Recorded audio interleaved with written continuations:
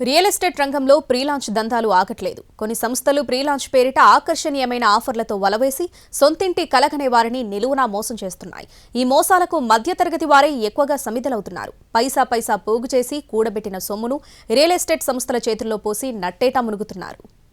ఇల్లు కట్టి చూడు, పెళ్లి చేసి చూడు అన్నారు పెద్దలు. పెళ్లి సంగతేమో కానీ ఇల్లు కట్టడం మాత్రం అంత తేలికైన విషయం కాదు. భారీగా పెరిగిపోయిన ధరలతో ఇల్లు కట్టాలంటే సామాన్యుల వల్ల కాని పరిస్థితి. సొంతిల్లనేది ప్రతి సామాన్యుడి కల. అందుకోసం పైసా పైసా కూడబెట్టుకుంటారు.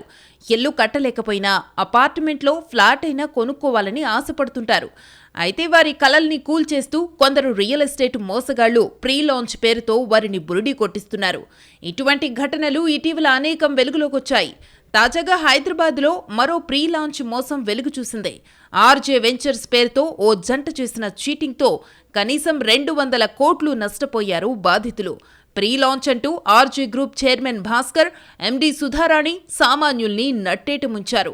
నగర శివారుల్లోని పలు ఏరియాల్లో అపార్ట్మెంట్స్, ఫామ్ ల్యాండ్స్ అంటూ ఆర్జే వెంచర్స్ ప్రకటనలిచ్చింది. సినీ, క్రీడా ప్రముఖుల చేత ప్రకటనలు ఇప్పించింది. 2020 నవంబర్లో ఆర్ హోమ్స్ చదరపు గజం 2199 రూపాయలకేనంటూ ఊరించింది. కొనుగోలుదారులను ఆకర్షించడానికి మాజీ క్రికెటర్లు Kapil Dev, MSK Prasad, music director Koti లాంటి ప్రముఖులతో యాడ్స్ డిజైన్ చేసి ప్రమోట్ చేసింది.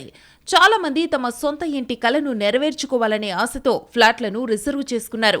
ఇలా 2020-21 మధ్య వివిధ ప్రాజెక్టుల పేరుతో దాదాపు 600 మంది నుంచి 200 కోట్ల రూపాయల దాకా వసూలు చేసింది. R Homes chairman Bhaskar Gupta, అతని భార్య సుధారాణి కొనుగోలుదారులకు 2-3 నెలల్లో అవసరమైన అన్ని అనుమతులు పొందుతామని, ప్రాజెక్టు 2023 నాటికి పూర్తి చేస్తామని చెప్పారు. డబ్బులు వసూలు చేశారు. అంతా చెప్పిన వారు ప్రాజెక్టుని అసలు ప్రారంభించనే లేదు. డబ్బులు తిరిగి ఇస్తానంటూ కొంతమందికి చెక్కులిచ్చారు.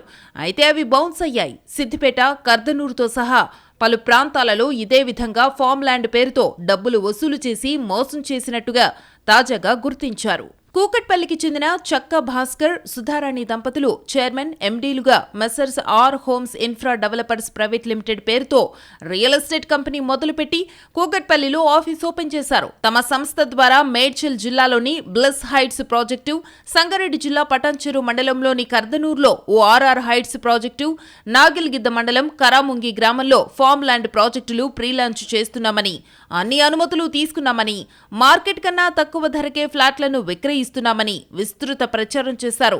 3 ఏళ్లలో ఫ్లాట్లను అప్పగించని పక్షంలో డబుల్ బెడ్రూమ్ ఫ్లాట్కు నెలకు 6,000, ట్రిపుల్ బెడ్రూమ్ ఫ్లాట్కు 8,000 రూపాయల చొప్పున అద్దె చెల్లిస్తామని నమ్మించారు. 3 ఏళ్లు దాటినా ప్రాజెక్టు పూర్తి చేయలేదు.